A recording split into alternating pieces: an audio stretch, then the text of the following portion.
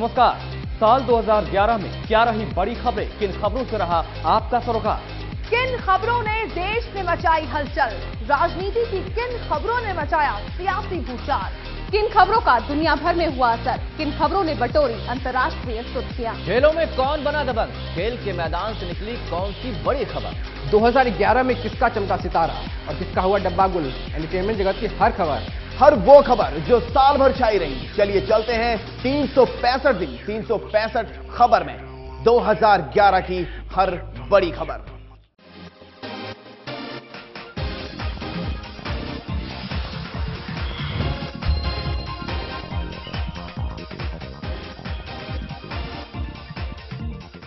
चलिए शुरुआत करते हैं साल के शुरुआती 2 महीनों यानी जनवरी और फरवरी की बड़ी खबरों से।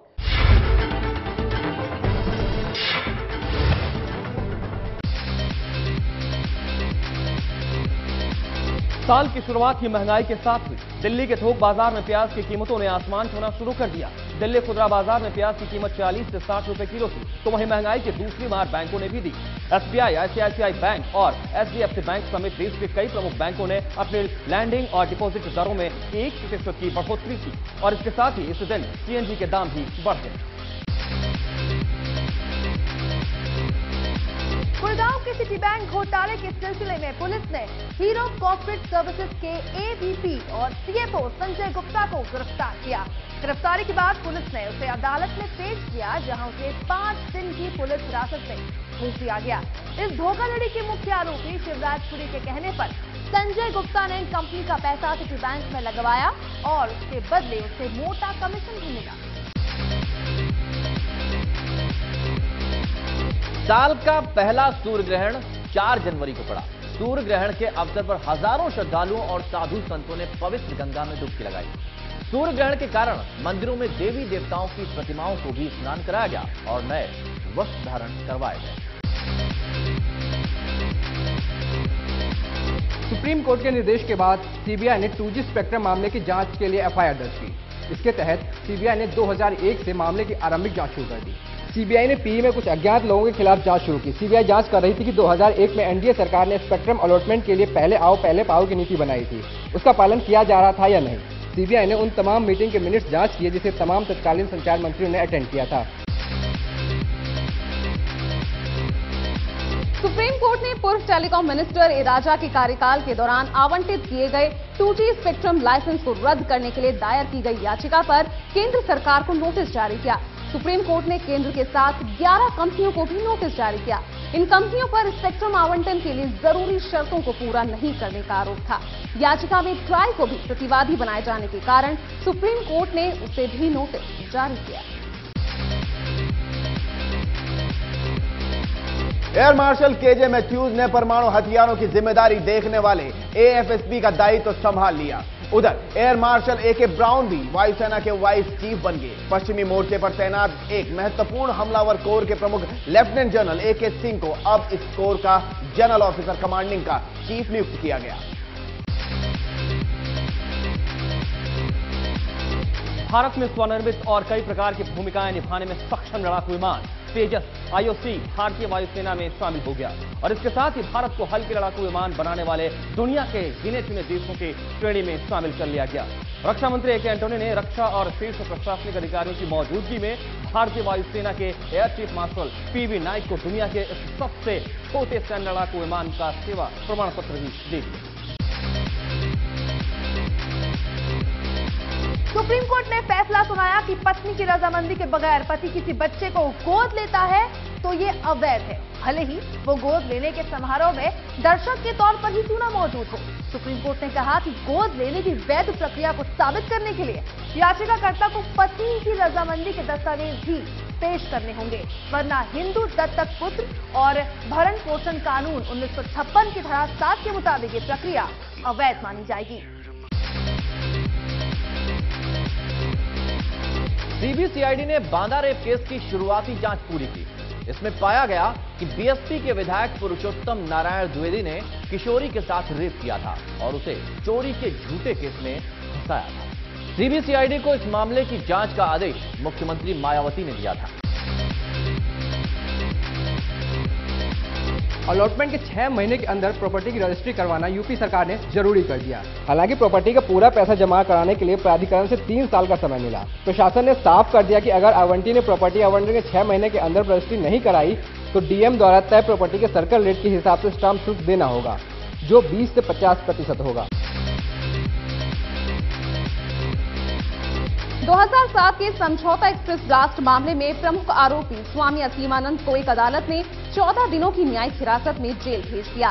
दक्षिणपंथी हिंदू संगठन अभिनव भारत के सदस्य के वकील ने बताया कि एनआईए ने अदालत में कहा कि उसे आरोपी को और हिरासत में रखने की जरूरत नहीं है, क्योंकि उसने जांच पूरी कर ली है। हालांकि एनआईए ने असीमानंद का बयान रिकॉर्ड करने के लिए मुख्य न्यायिक मजिस्ट्रेट की अदालत में आवेदन किया। सरकार ने 3G सेवा में कुछ शर्तों के साथ वीडियो कॉलिंग की अनुमति दे दी। सरकार ने कहा कि अगर ऑपरेटर यह आश्वासन दे दें कि वो इस साल 31 जुलाई तक इन सेवाओं की निगरानी के लिए प्रणाली उपलब्ध कराएंगे तो वे वीडियो कॉलिंग सेवा शुरू कर सकते हैं। इससे पहले सरकार ने तीसरी पीढ़ी की मोबाइल सेवाएं दे रही कंपनियों से वीडियो कॉलिंग सेवाएं रोकने को कहा था। सुरक्षा एजेंसियों ने उस बात पर चिंता जताई थी कि वीडियो कॉलिंग सेवा को तत्काल पकड़ने की प्रणाली ऑपरेटर के पास नहीं है। देश भर में लोहड़ी का पर्व धूमधाम से मनाया गया। देश भर में लोहड़ी की काफी धूम देखने को मिली। लोगों ने तिल और फूलों से लोहड़ी की पूजा की। इसके बाद रेवड़ी और मूंगफली बांटी गई। सबने मिलजुल कर एक दूसरे को बधाई दी। ढोल की थाप पर लोग जमकर झूमे भी और नए युवा जोड़ों में काफी उत्साह नजर आया। केंद्र की मनमोहन सरकार के विस्तार में 3 राज्य मंत्री को प्रमोट करके कैबिनेट मंत्री का दर्जा मिला और नए बेनी प्रसाद वर्मा को स्वतंत्र प्रभार वाले राज्य मंत्री बनाया गया। कांग्रेसी नेता अश्विनी कुमार, युवा नेता केसी वेणुगोपाल को राज्य मंत्री के रूप में शामिल किया गया। वहीं किसी भी मंत्री को छुट्टी नहीं दी गई, यानी किसी की भी छुट्टी नहीं हुई, लेकिन कईयों के मंत्रालयों में फेरबदल जरूर हो गया। एमएनपी सुविधा से देश भर में मोबाइल सेवा के ग्राहकों को अपना मौजूदा नंबर सरेंडर किए बिना किसी भी दूसरे ऑपरेटर की सेवाएं लेने की सुविधा मिल गई। इससे पहले यदि कोई ग्राहक अपने मोबाइल सेवा के ऑपरेटर से संतुष्ट नहीं था तो उसे दूसरे ऑपरेटर की सेवाएं लेने पर मौजूदा नंबर भी छोड़ना पड़ता था। इससे ग्राहक को अपने सिम कार्ड में रजिस्टर्ड फोन नंबरों से भी हाथ धोना पड़ता था। राज्यपाल हंसराज भारद्वाज ने मुख्यमंत्री बीएस येदियुरप्पा के खिलाफ मुकदमा चलाने की अनुमति दे दी। इससे पहले राज्यपाल ने कर्नाटक सरकार के उस प्रस्ताव को ठुकरा दिया था जिसमें मुख्यमंत्री के खिलाफ केस चलाने की अनुमति न देने को कहा गया था। बाद में गवर्नर ने येदियुरप्पा और गृह मंत्री के खिलाफ भ्रष्टाचार के मामले में केस करने की अनुमति दे दी। आरबीआई ने अपनी त्रैमासिक मौद्रिक नीति की घोषणा करते हुए मौलिक ब्याज दरों में 25 बेसिस पॉइंट यानी 0.25% तक का इजाफा किया। इजाफे के बाद होम, कार और एजुकेशन लोन समेत हर तरह की ईएमआई पर असर पड़ने की आशंका जताई जाने लगी। गाजियाबाद हाईकोर्ट में आरुषि हेमराज मर्डर केस की सुनवाई के लिए जा रहे आरुषि के पिता राजेश तलवार पर एक शख्स ने फरसे से हमला कर दिया। जैसे ही आरुषि के पिता राजेश तलवार कोर्ट परिसर में दाखिल हुए, उत्सव नाम के युवक ने उनके चेहरे पर वार कर दिया। हमला करने वाले युवक को पकड़ लिया गया। ये वही शख्स था जिसने रुचिका छेड़छाड़ मामले में दोषी हरियाणा के पूर्व डीजीपी एसपीएस राठौर पर अदालत परिसर में हमला किया था। गणतंत्र दिवस पर श्रीनगर के लाल चौक पर झंडा फहराने की कोशिश कर रहे बीजेपी के 6 कार्यकर्ताओं को अरेस्ट कर लिया गया। बीजेपी के इन कार्यकर्ताओं को लाल चौक से कुछ ही दूरी पर अरेस्ट किया गया। कश्मीर जा रहे अपने नेताओं की गिरफ्तारी के विरोध में बीजेपी कार्यकर्ताओं ने दिल्ली में राजघाट पर उपवास और धरना दिया। पुलिस ने 17वें करमापा गेंद्र नेले दोरजे से जुड़े ट्रस्ट पर छापे के दौरान 6 करोड़ रुपए की विदेशी मुद्रा बरामद की। पुलिस ने करमापा के कुछ सहयोगियों को भी गिरफ्तार किया। छापे में चीन, Taiwan, Japan, south Korea, Britain, America समेत करीब 25 देशों की मुद्रा बरामद की। आदर्श घोटाले की गाज राज्य के 3 पूर्व मुख्यमंत्रियों सुशील कुमार शिंदे, विलासराव देशमुख और अशोक चौहान पर गिरी। इस बीच सीबीआई ने बॉम्बे हाईकोर्ट को बताया कि उसने आदर्श हाउसिंग सोसाइटी घोटाले के मामले में 13 आरोपियों के खिलाफ मामला दर्ज कर लिया है। जस्टिस BH मालापल्ले और जस्टिस UD साल्वे की खंडपीठ ने मामले के एक आरोपी और शहरी विकास विभाग के पूर्व उप सचिव PV देशमुख की याचिका भी खारिज कर दी। 2G स्पेक्ट्रम घोटाले की जांच कर रही सीबीआई ने पूर्व टेलीकॉम मिनिस्टर ए राजा और उनके 2 सहयोगियों को गिरफ्तार कर लिया। इन पर स्पेक्ट्रम आवंटन में कुछ टेलीकॉम कंपनियों को बेजा लाभ पहुंचाने के लिए अपने पद का दुरुपयोग करने और टेंडर प्रक्रिया में गड़बड़ी करने का आरोप था। राजा को उनके भाई AK पेरूमल से पूछताछ के एक दिन बाद गिरफ्तार किया गया। पेरूमल से अक्टूबर 2007 से जनवरी 2008 के बीच स्पेक्ट्रम हासिल करने वाली कंपनियों के संगठन में कथित तौर पर पूंजी लगाने के बारे में पूछताछ की गई। हिमाचल प्रदेश सरकार ने तिब्बती धर्मगुरु करमापा के निवास स्थान का मालिकाना हक अपने नाम कर लिया। हालांकि अधिकारियों ने संपत्ति पर कब्जे की संभावना से इनकार किया। उप जिलाधिकारी सहित राजस्व अधिकारियों के एक दल ने ग्यूतो तांत्रिक विश्वविद्यालय और मठ की जमीन को सरकार के नाम करने की औपचारिकताएं पूरी की। इनका निर्माण साल 2000 के पहले किया गया।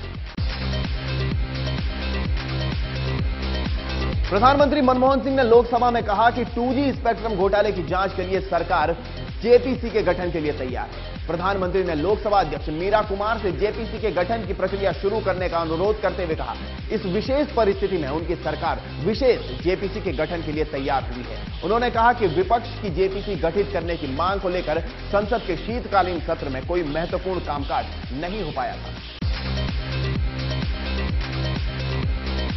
गोधरा स्टेशन के पास साबरमती एक्सप्रेस में आग लगने की घटना को साजिश मानते हुए स्पेशल कोर्ट ने 94 आरोपियों में से 31 को दोषी करार दिया। कोर्ट ने 63 को इस मामले में बरी किया। मौलवी सईद अमर जी को इस घटना का प्रमुख आरोपी माना जा रहा था, लेकिन अदालत ने उन्हें बरी कर दिया। कोर्ट ने माना कि साबरमती के S6 कोच को जलाया जाना एक सुनियोजित हमला था।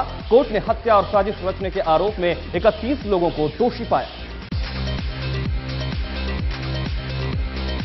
रेल मंत्री ममता बनर्जी ने रेलवे बजट में पश्चिमी यूपी में 2 लोकल ट्रेनों को चलाकर लोगों की परेशानी थोड़ी कम करने की कोशिश की। 100 नई ट्रेनों को चलाने का प्रावधान बजट में किया गया। रेल बजट पर कुछ पैसेंजर्स ने मिलीजुली प्रतिक्रिया भी दी। वित्त मंत्री प्रणब मुखर्जी ने वित्त वर्ष 2011-12 के लिए संसद में जो बजट पेश किया उसमें जेवर सस्ते होने की बात कही गई। वहीं computer, laptop, mobile, LED, TV, हवाई यात्रा और रेडीमेड कपड़े महंगे हुए। सर्विस पर कस्टम ड्यूटी, एक्साइज ड्यूटी और सर्विस टैक्स आदि में फेरबदल किए जाने से जिन वस्तुओं के दाम कम हुए उनमें फ्रिज, कृषि मशीनरी, कागज, सीमेंट, बैटरी से चलने वाली गाड़ियां और सौर उपकरण शामिल हैं।